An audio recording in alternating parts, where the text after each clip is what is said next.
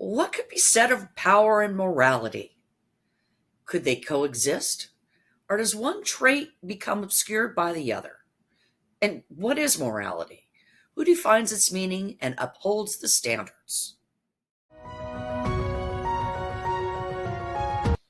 Hi, I'm Tina Santoro, the author of the Yonan Bo Saga series, a fantasy series that blends mythology, world history, and epic storytelling. Today, we'll continue to explore one of the key characters within the world, someone instrumental to the inner workings of the great city. Join me as I go deep into the backstory of Kaime Re, the head healer, and reveal events within the book, while providing insight into his birth symbol and life lessons, keys to his destiny. I'll provide details of what it means to be a healer within the great city and the many aspects that they are responsible for. But first, let's start with what inspired the character.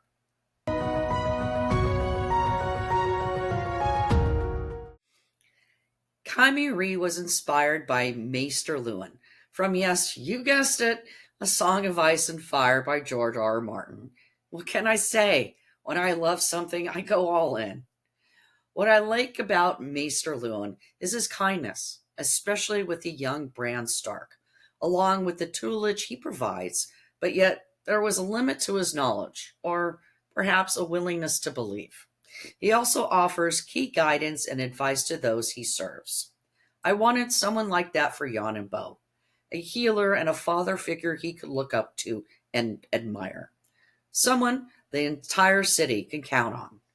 A repeated saying of Kaime Re is, the most important thing for a healer to remember is to always put the need of the people first. Let's take a look at his birth symbol and his truth lessons to gain a better understanding of what guides him before we dive into the backstory and learn even more.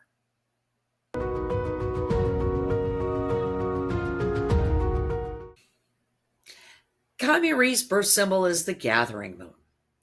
Individuals tend to have remarkable gifts for gathering people and energies together at optimal times. With the knack for making outstanding connections, people of the great city come to them for matchmaking because they know which people will marry best with each other. They are also information gatherers and in charge of disseminating knowledge, often the keeper of wisdom, and also responsible for doling out advice in an honorable way. They have an inherent balance with superior sense of right and wrong, with an amazing gift that can make them an elitist.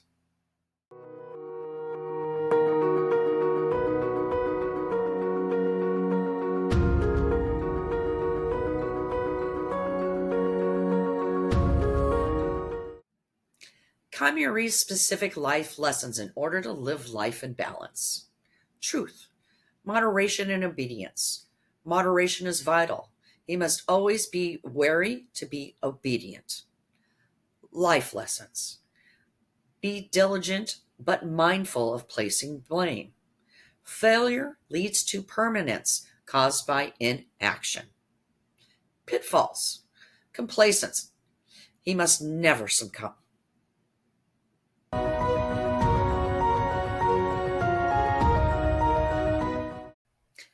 Healers come from the traditional union of the head ruler and the daughter wives. Originally started back in the time of Babette, a great leader from the past that was so respected and admired that the fathers wanted their daughters to wed Babette. But he already had a main wife, Tianyu, whom he loved very much.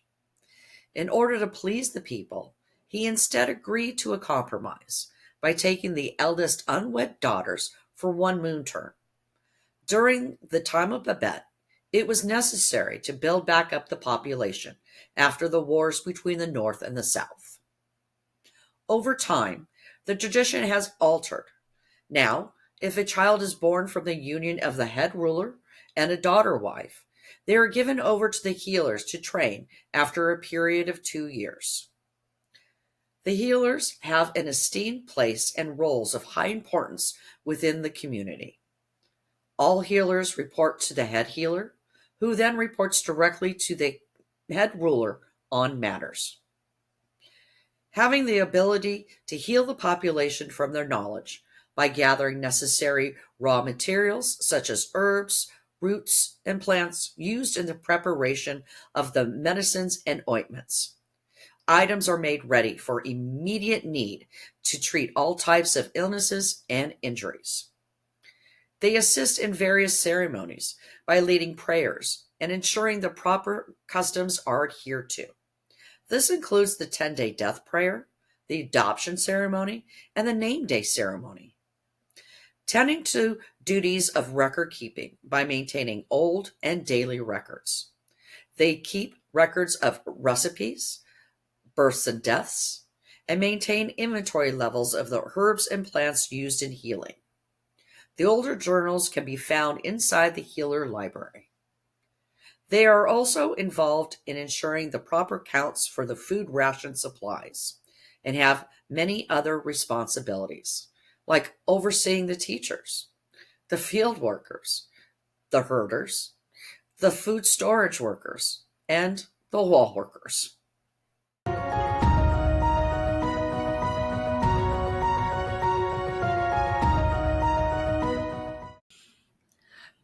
Kaime Re, son of Nathu, the opener of gates, who ruled for 27 years before he was cast aside by the people for someone younger and therefore capable to lead into the future. Or at least that's what Kaime Re was told until he was old enough to learn the truth. One that caused the once prideful boy to suddenly know shame. Kaime Re was born from the union created by the daughter-wife ceremony. His mother's father worked as a fisher. As the son of the daughter-wife, he did not know his father Nathu well, nor did he spend any time with anyone inside the ruler family.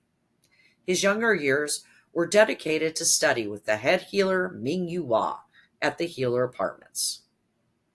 Nathu became known as the opener of gates for his kindness to the people of the fallen city of Avalozon, the very people they had spent several years at war with, suddenly now at their gates begging to be allowed entry.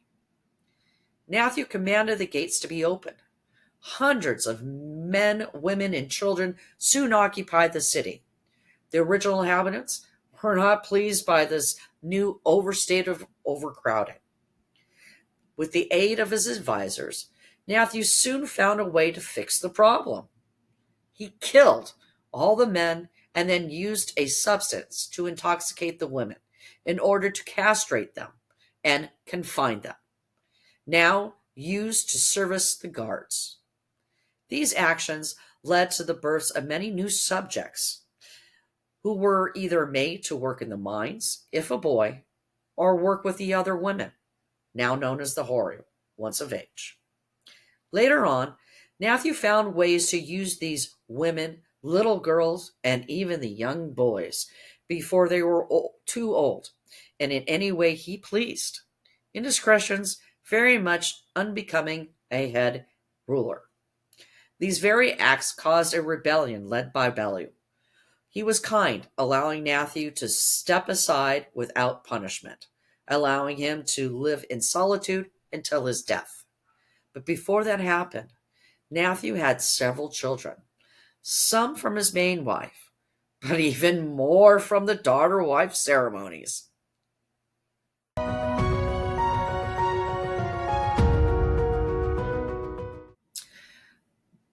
The children of Nathu from his main wife and the daughter-wife ceremonies. Nathu's main wife and spirit mate was Lilu. They had 3 children that were of adult age when Nathu ascended to the head ruler. Loris, the eldest daughter who married and has 2 children. Keats, the middle son who never married. Salvador, the youngest. His wife dies during childbirth and he has a daughter. He never remarried. These children, now older adults, are still alive in the start of Book 1 and reside within the head ruler apartments, holding seats of high importance at the monthly feasts. Lilu and Nathu had two more children. Nathu was voted as head ruler. Sado. Nathu looks to him to groom to become the next to lead, able to mold him to take on the role. After the people of Avalazon were allowed entry into the city, he began to have a dream of a new city where only the elite would live. Rodahar, the last child, and was often overlooked. By the time of his birth, there were several other daughter-wife children in care of the head healer, Mingyuwa. Brothers and sisters that were his to torment whenever he wanted to, with no one to stop him. Jimon was by his side during those times, and his personal guards too, Condor and Esmond.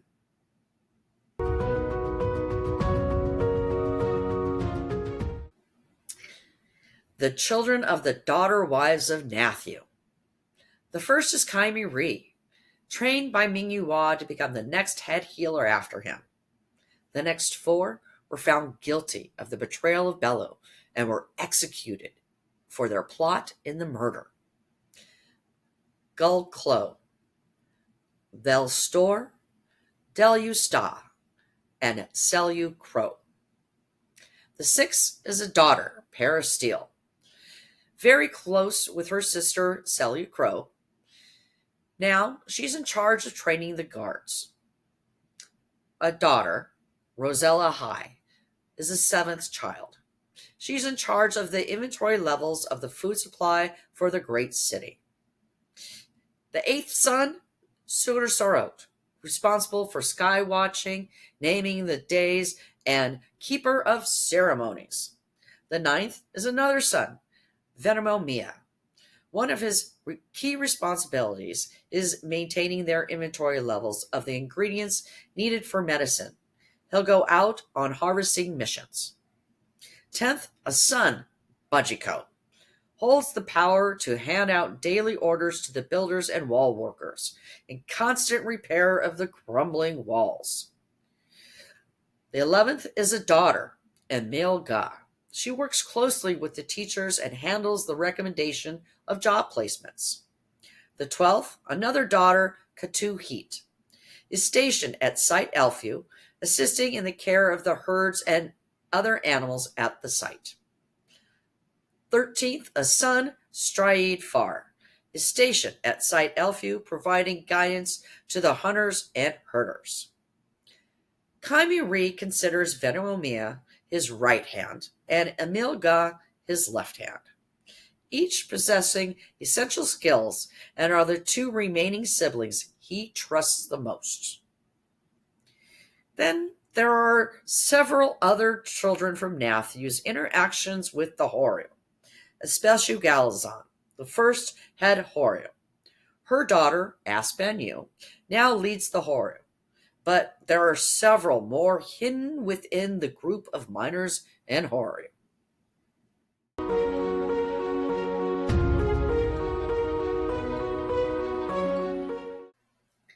Before the death of his mentor, the head healer Mingyuwa, Kaime Re was told he would be in charge of the care of Bello's two young daughter-wife children, Yonan Bo and Kino Lo. The two boys remain close as they grow, seeing themselves as brothers, but they are very different from one another.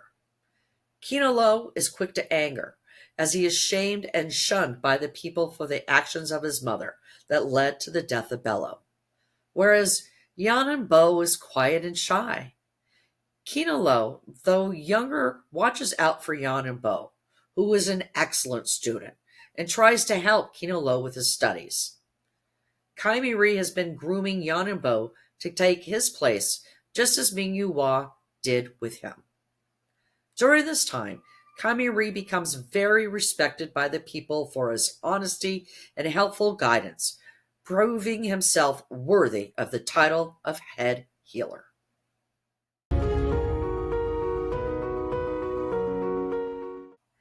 How Kaime Re's birth symbol has shaped him moving into Book 1. Gathering Moon People.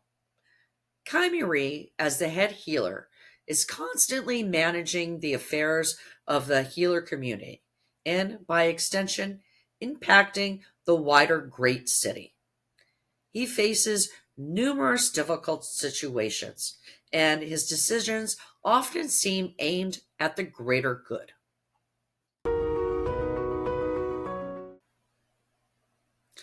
Sleep is a great healer, the healers often say.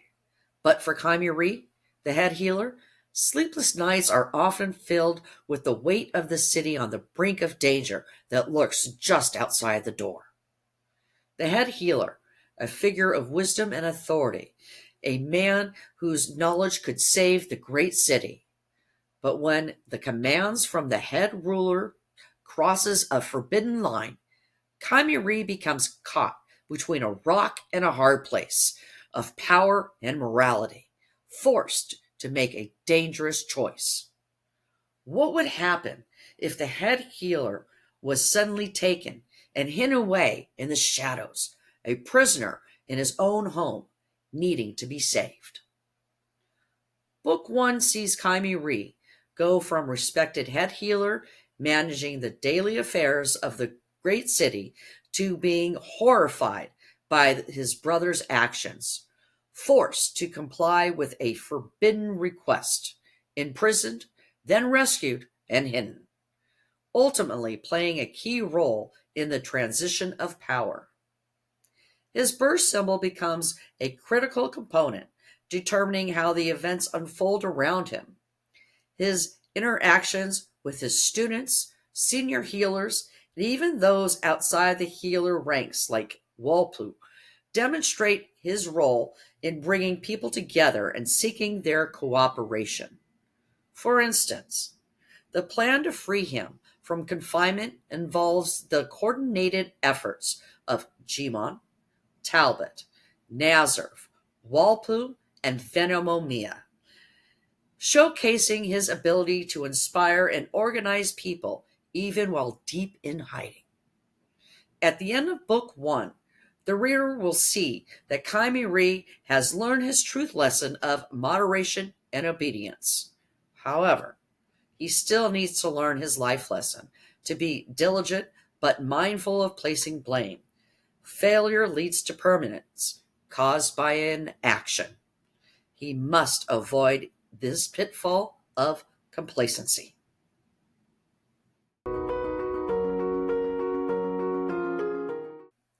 Trapped, still in hiding, Kaime Re, the once respected head healer, watches as his city falls into chaos under his brother's rule. Kaime Re knows secrets that could shatter the great city. Known for his wisdom and kindness, but can even the most skilled head healer navigate missing resources, a ruler's descent into madness, and the disappearance of fellow trusted healers? Will family ties bind him, or will he rise from the shadows to reclaim his place, risking everything for the good of his people to guide them towards a new dawn? At the beginning of Book 2, Kaime Re feels trapped and is in disbelief at the events that have transpired. He yearns to help the great city and its people, but is unable to do so openly. He maintains contact with Jimon and others who are working to address the issue caused by Rotorhar's rule. As the story progresses, the reader will witness just how resourceful the true head healer can be, especially once free to assume his seat once again. Kaime Re may have learned the lessons of obedience and moderation. However, his greatest test will be learning not to let interactions hold him back from guiding those he loves. So, how will he deal with the now paranoid and overzealous Rotohar? How will he ensure the safety of the inhabitants of the great city? Will his ability to gather people and energies together at optimal times be enough?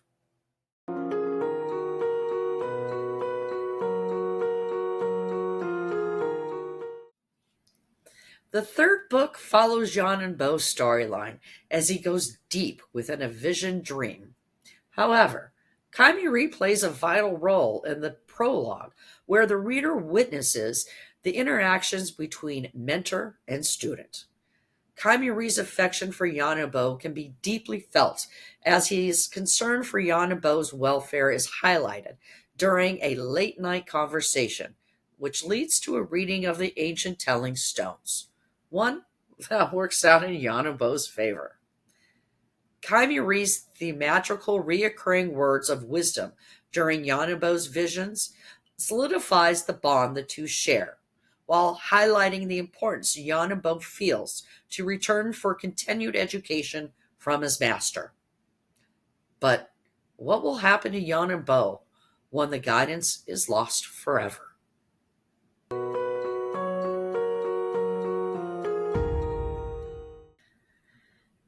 Maxu and Billy, secondary key characters. Maxu is the oldest and seen as the wisest man in the great city. His family has held the honor of holding the title of Stone Reader for several generations. He teaches his grandson, Bilyu, in the ancient practice. They are the only two people within the great city with the knowledge to provide guidance through the stone readings. The readings are held in private, as a stone reader can never tell another person what someone had asked of the stones, nor what the stones reveal to them. The city people come to them in search of guidance concerning day-to-day life, relationships, and other matters they deem important. Both Maxu and Bilyu burn with the responsibility for knowing everything going on in the city and what the future may hold for the inhabitants. Aspen Yu, the head of the Horyu, Kaime Re has a special bond with her, developing from when he cared for her dying mother. He has always been kind to her and her girls, showing her respect where many others do not. The Horyu are often looked down upon. They provide the city with many required services. For one, they help to keep the guards more tentative and less aggressive, traits they developed during the wars. In addition, the Horyu work to turn raw rocks and stones into fine beads used at the feasts and ceremonies, and provide artistic painting skills used to decorate the clayware. The hidden secret they both do not know is that they are half-siblings, both fathered by Matthew. Nazareth, one of his duties as Jiban's personal assistant is to copy over all the records that are eventually sent to the healer apartments for final filing. By performing this chore, he has grown close to Kaime Re. The two form a bond not displayed to the reader at first, but their friendship will become the very keys to both of their fates.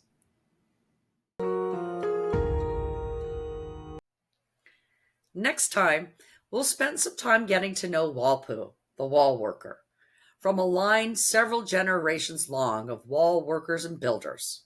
He is kind and generous man that loves his family. He's actually one of my favorite characters. I am so looking forward to introducing him. Be sure to set the subscribe and notifications on. The next one has some unexpected twists and turns. You don't want to miss the details. Before you go, is there someone in your life that has provided you with mentorship? Let me know in the comments.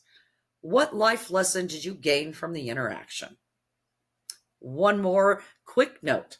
I'll be exhibiting at the Los Angeles Times Festival of Books on April 26th and 27th. I'll be in the Green Row, booth 823. I will be organizing 2 raffles per day, one in the morning and a bigger one in the afternoon. The winners will get a signed copy of Book 1 along with other Yonan Bo merchandise. In addition, you will be able to book an appointment for your very own stone reading. If you're on the Los Angeles area, please consider stopping by and catching all the excitement. Thank you for watching, and I will see you in my next video.